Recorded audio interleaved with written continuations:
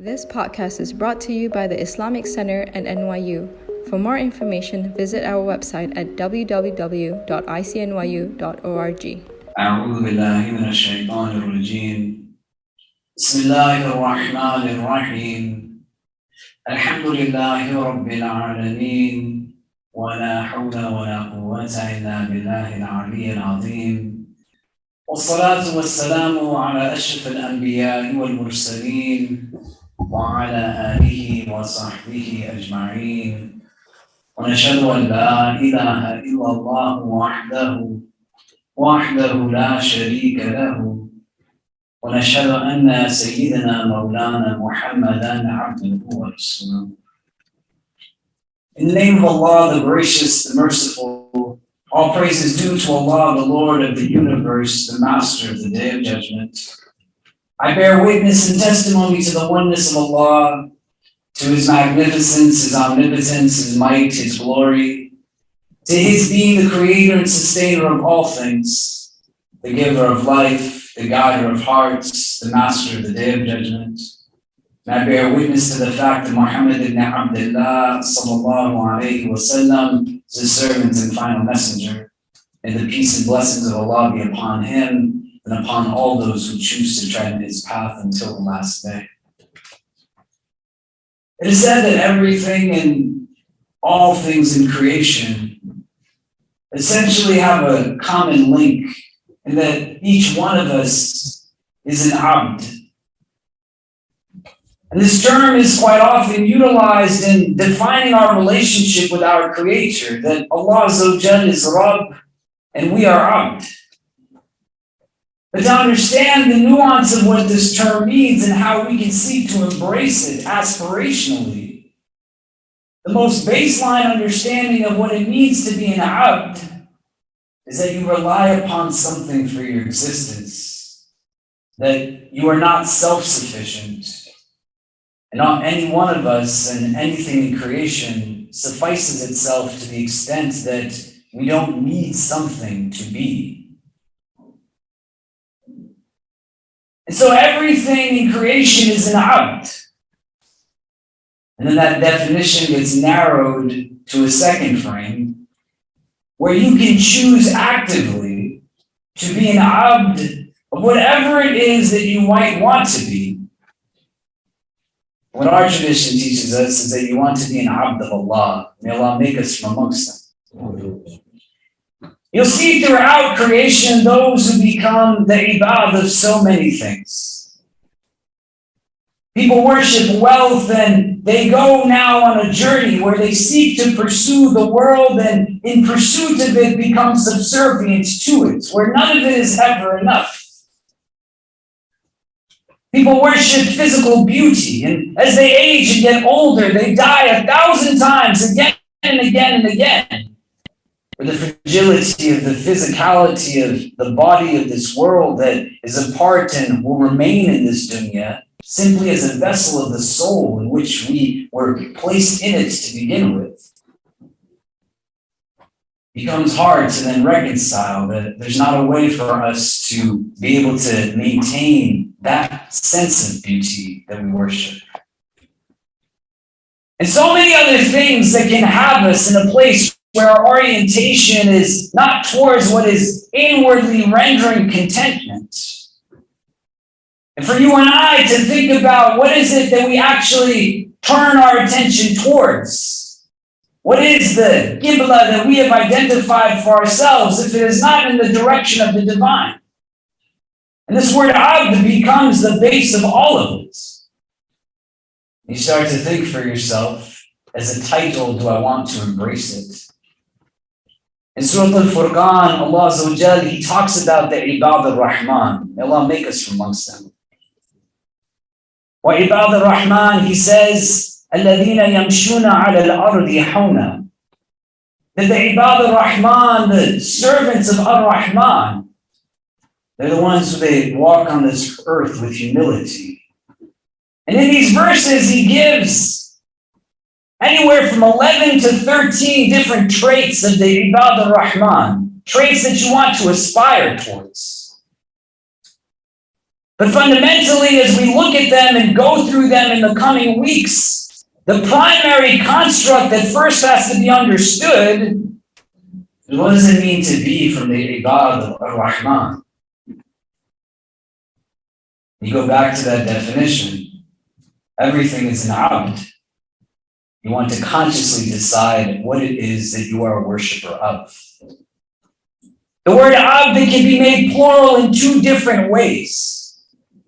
One way is to have the word abid, a plural of abd, that does not denote now that you are a worshiper of God, but that generic form of being an abd, it now makes itself in multiples.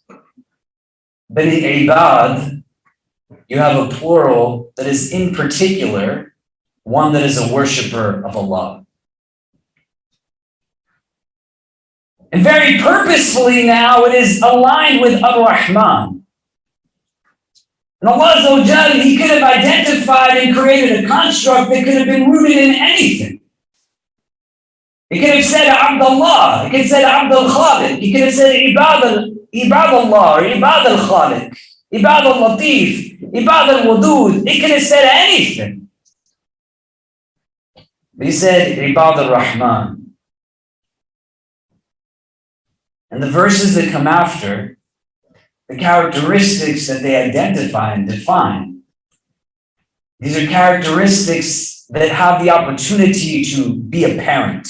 They can be seen and visible. Some of you graduated from this university just days ago. May Allah give you tawfiq. Some of you graduated from universities a long time ago, maybe this one or someplace else. Some of you, your education institutionally might not have included a university, which is also fine. But the recognition of what quite often we are in pursuit of are titles, offices, credentials, degrees that are not in and of themselves problematic to be in pursuit of. You have to want to have this as a title as well. You have to make that decision for yourself individually. That do I want to be from the Ibad al-Rahman? May Allah make us from amongst them.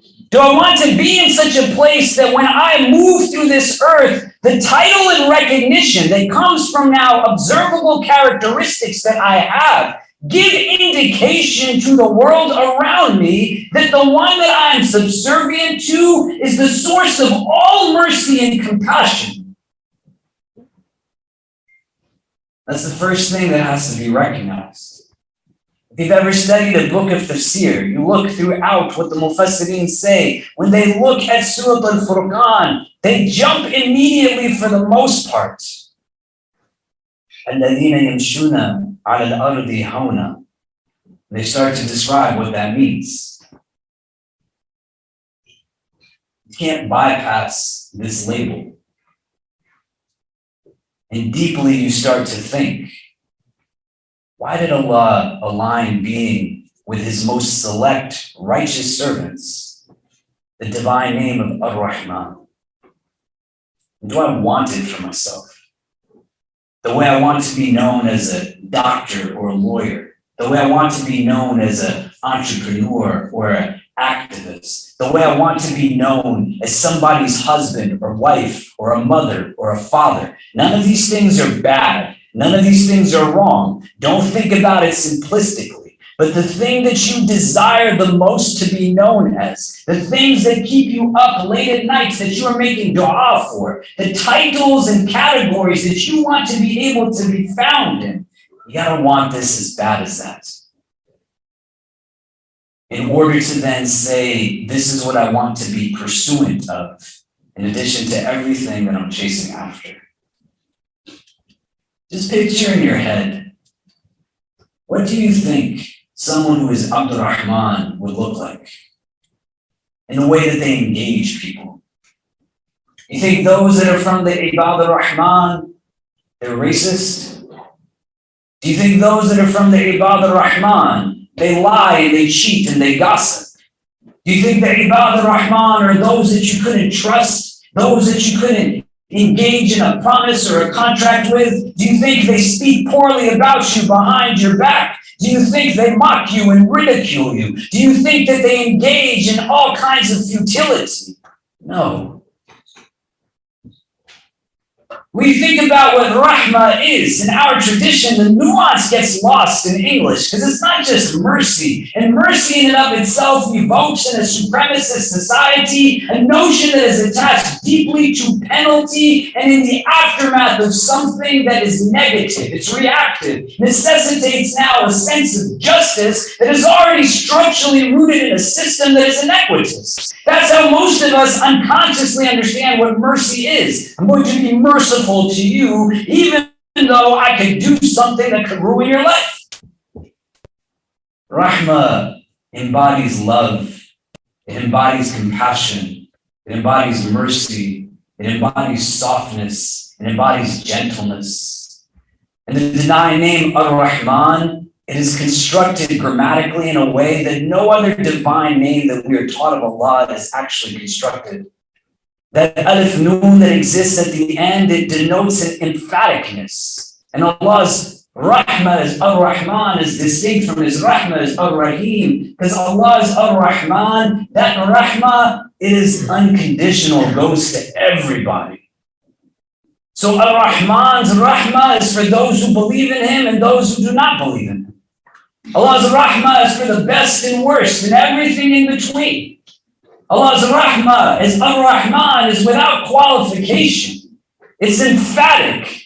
The way in Arabic, if you are hungry and you haven't eaten in so many days, and you are not even days, just hours, that you want to express how hungry you are, you say that you are jaw'an, that hunger is me.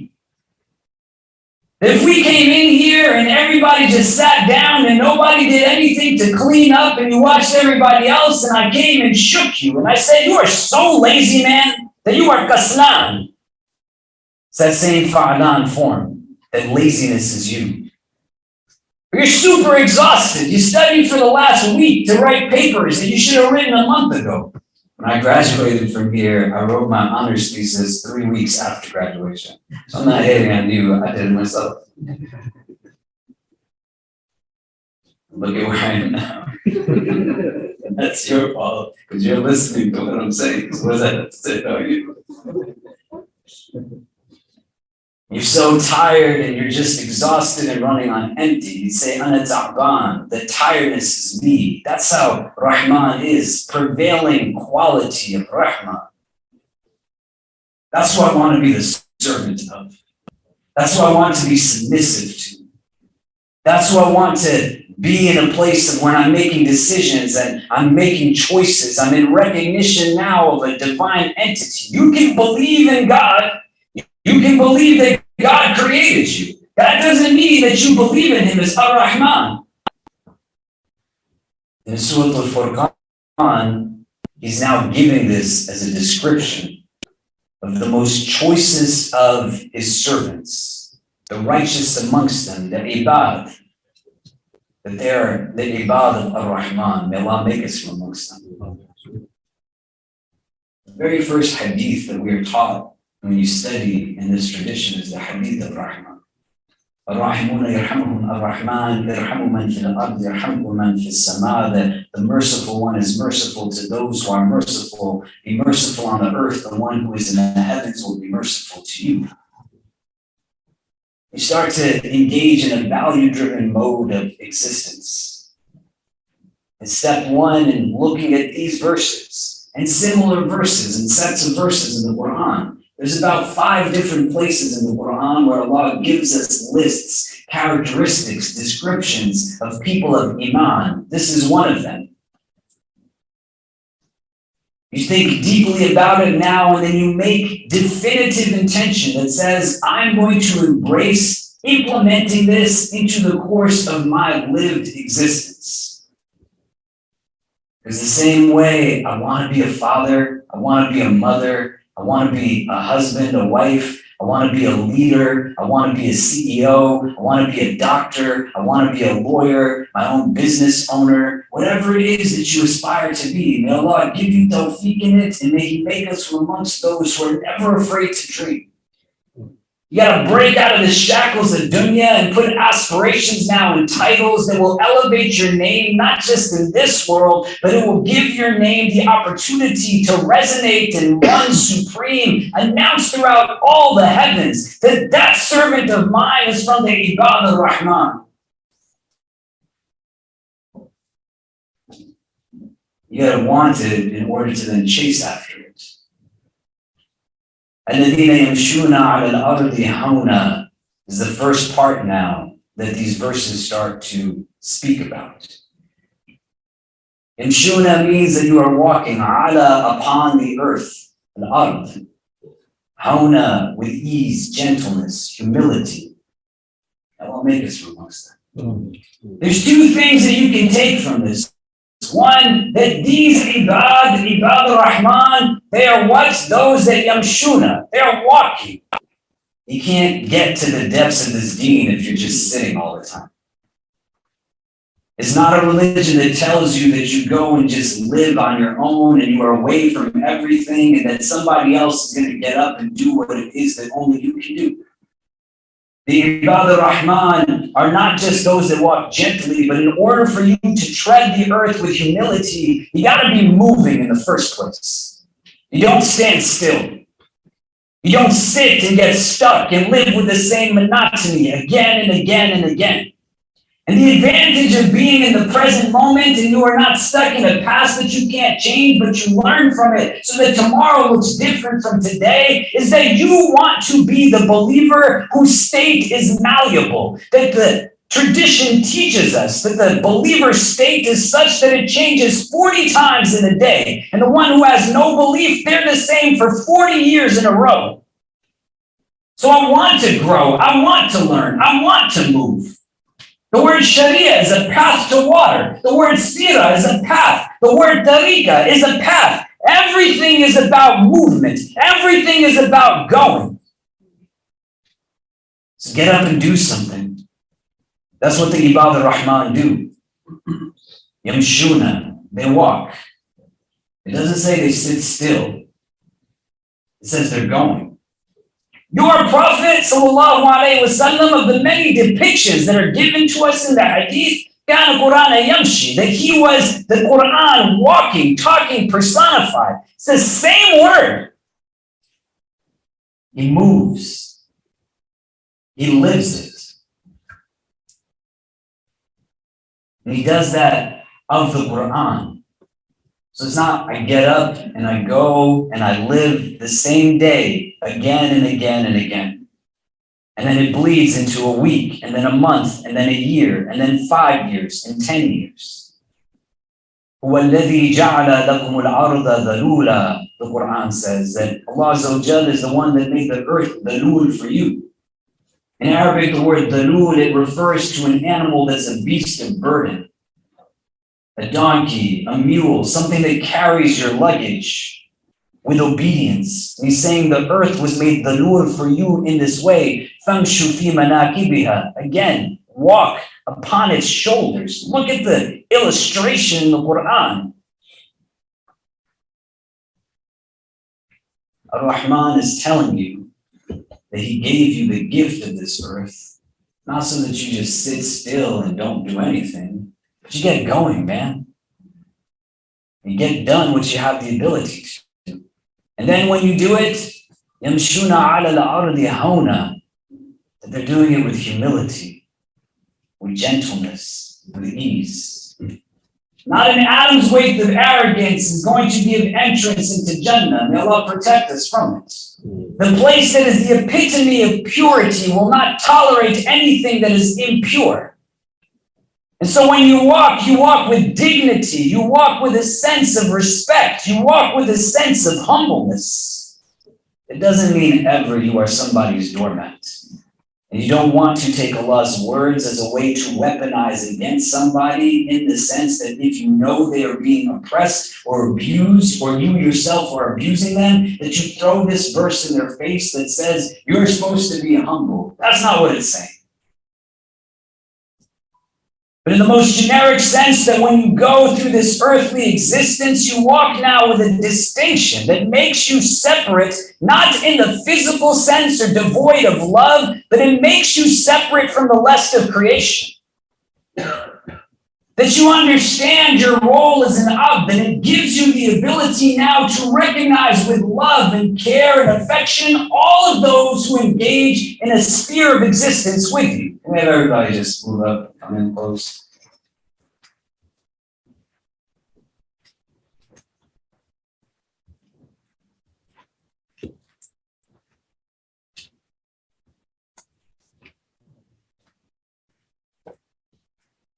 This is how our Prophet ﷺ walked on the earth. Mufassirin, when they look at these verses, they describe it first in terms of literal walking, but also saying that it's not about how you literally walk as such. Because the depictions of the Prophet ﷺ when he walked on the earth, they said that he was walking in such a way as if the earth below him was going down, that he had a certain robustness to his walk. But the idea is that you exert now an existence that is devoid of foolish pride.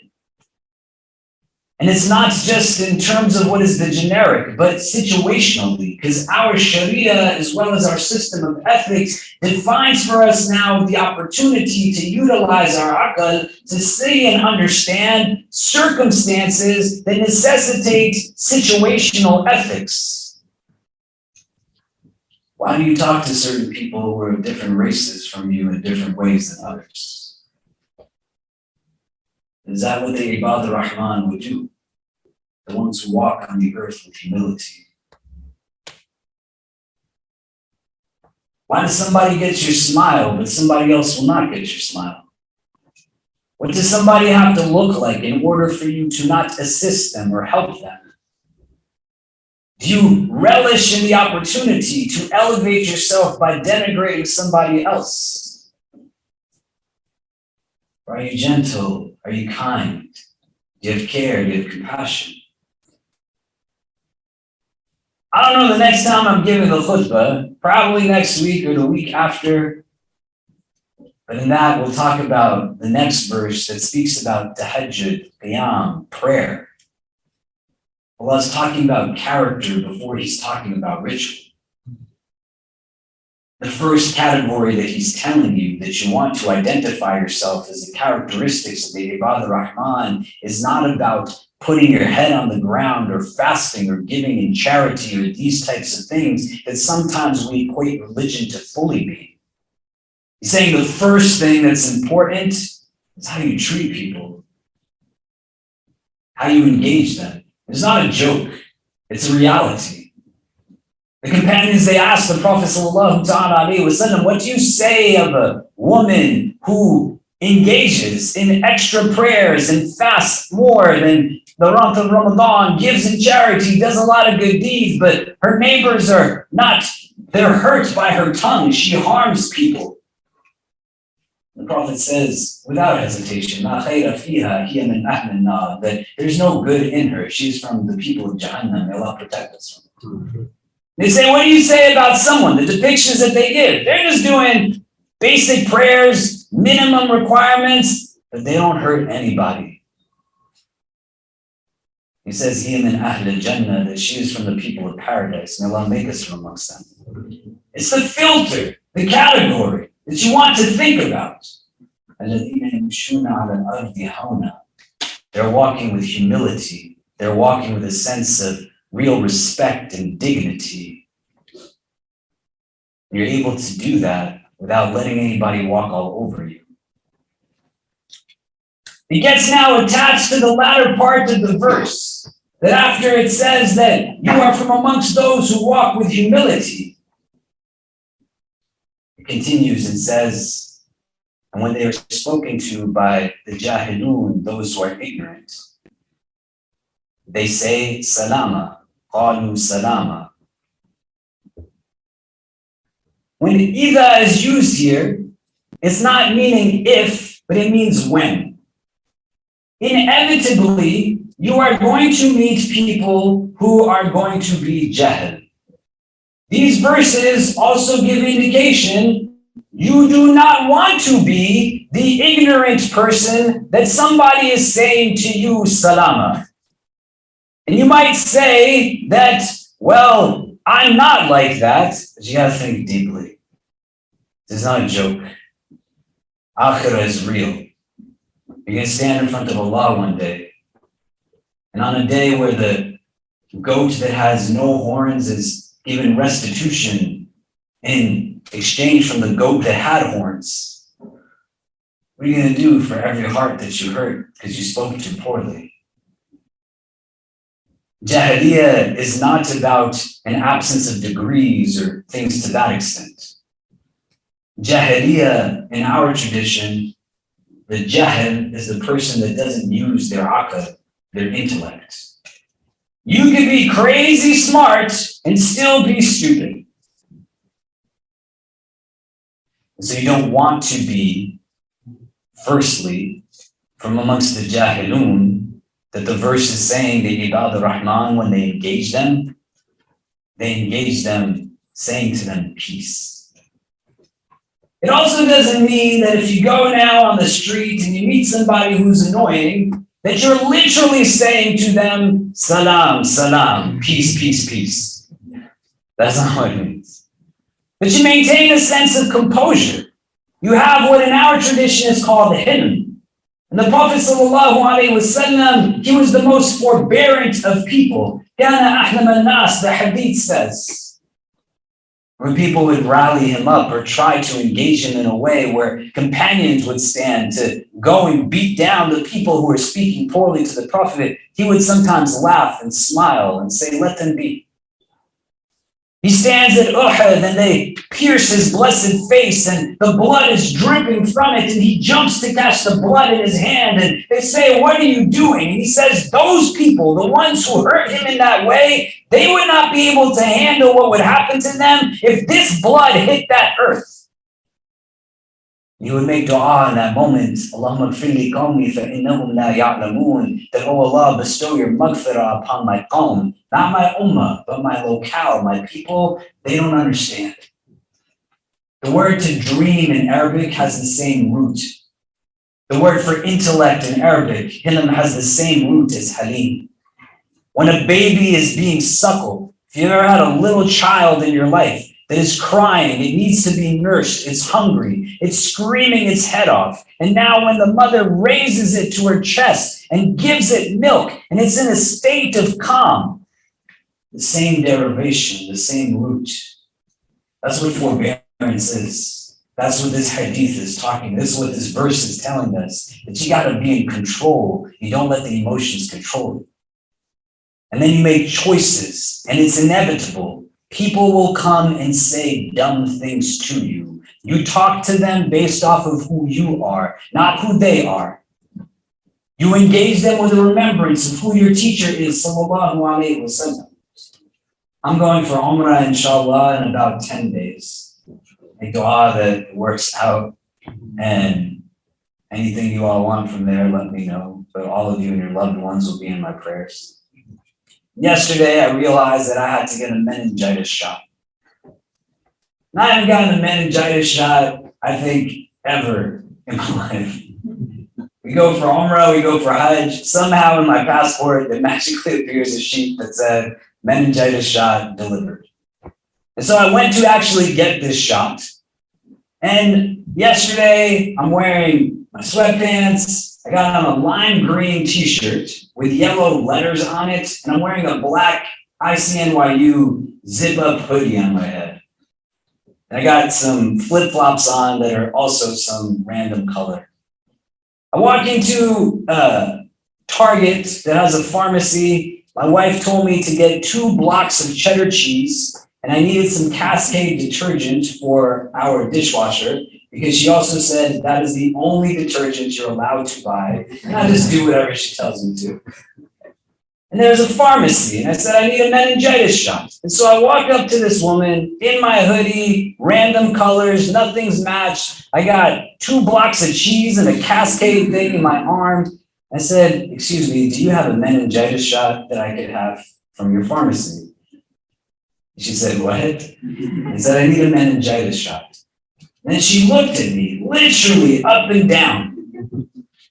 She said, do you even have insurance? I said, excuse me? And she said, do you have the ability to pay for this? And every part of me inside wanted to drop everything and say, who do you think you are?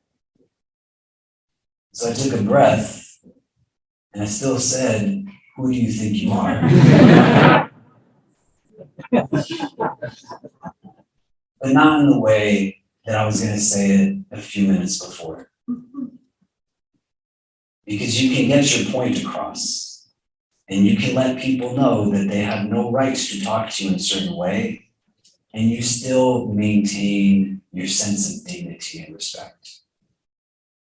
I've been discriminated against in my life enough times to tell you it's not a fun experience. Mercy, rahmah, is not that you just pretend like you have to leave your Islam at the door to fit into your office place or into your classroom. Don't ever do that. You should never be embarrassed by the blessing of the faith you've been given. And some fool on the earth talks to you through their foolishness, you recognize first and foremost, alhamdulillah, that I am not an idiot like this. I don't need shaitan to give perpetual existence to the ignorance. That what rises within me is something animalistic. And it pushes me now to a place that is not becoming of those that want to aspire to be from the Ibad Rahman. And so the first verse gives so much depth. What I would recommend to you is that you go home and pick up your Quran. Read Sura al Furqaan. You can't read Arabic, it's totally fine. A lot of Muslims, they can't read Arabic. You know how to speak Arabic, you don't understand Arabic, the Quran, also totally fine. Just pick up the book, don't be scared. But with real love, I say to you that at this juncture in your life, you got to start working towards living what the verses say. Not just memorizing, not just hearing them recited. There's benefit in that, but it's not an either or, it's a both and. And you start to understand the transformational nature of this text and what it is that it's calling you towards. You think, what would it be? Not somebody else's responsibility, not anyone else. I'm not looking to hate on other people or push them down. But for me, myself, what this deen offers to me is an opportunity to live with a different sense of balance and contentment. That I can be in control at moments where others would just give in. And it allows for me to have a depth of recognition of the world that is within me as the mechanism through how I engage the world around me. And these verses are so beautiful. So spend some time looking at them between this week, next week, engage in them, reflect on them. If you want to discuss them, shoot me a message. I would love to talk to you about it, talk to each other about it. But you decide actively for yourself. Allah, in His divine wisdom, is saying that Ibad al-Rahman, these are amongst the traits and qualities that they have. Yamshuna, they move, they walk. And how do they walk? Ala al-ardi hauna. And what happens when they meet someone who's ignorant? Qalu salama. They don't meet it with more ignorance, but they are still in a state of dignity and humility. May Allah subhanahu wa ta'ala make us from amongst them. أقول قولي هذا واستغفر الله لي ولكم ولسائر المسلمين فاستغفروه إنه هو الغفور الرحيم.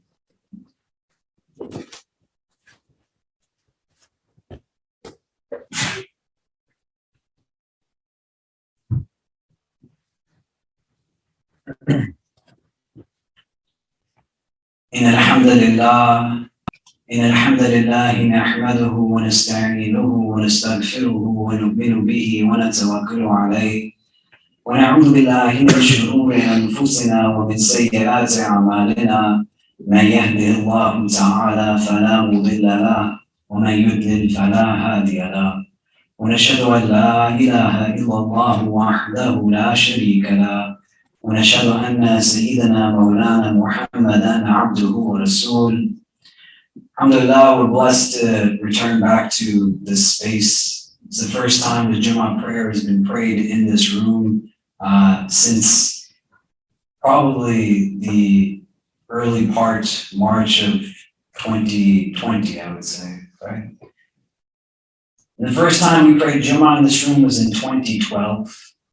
And in 2012, when we prayed Jummah in this room, there was about this many people in the room. I still remember. We had videos and other things that even depicted where there was space in the room. In the last Jummahs that we had in this space before COVID, there was about 800 people. This room was filled. The rooms on the fourth floor were filled. Live streams were happening so that we could engage everybody. As best as you can within reason, you want to encourage your brothers and sisters, your friends, to, if not to this space, to some space, to return back to the Jummah prayer. It's an obligation within the Sunni tradition. It's something that is a source of barakah, that this day from amongst all days is a unique day, a blessed day. And so you want to take advantage of it. The building itself, you can see, has a lot of emptiness to it, and in the summer, typically, even pre-COVID, for many of us who work here, it gets really sad because there's so much life and vibrancy, and then all of a sudden, our students graduate, Ramadan is done, and then we have halakas and programs went off, but it's day after day of hundreds of people, and then there's a lot of silence that doesn't create stillness, it creates agitation. So if you're looking for a place to work, you're looking for a place to be, you can come and use these spaces, and we're happy to help facilitate in whatever ways that you can. But try your best to be continuing to come to Jummah and to reestablish it and help us to reestablish it in ways that we're able to reach out to as many people as possible and create space for them. And just like some of you have to have visitor access, you let them know that that's something as well.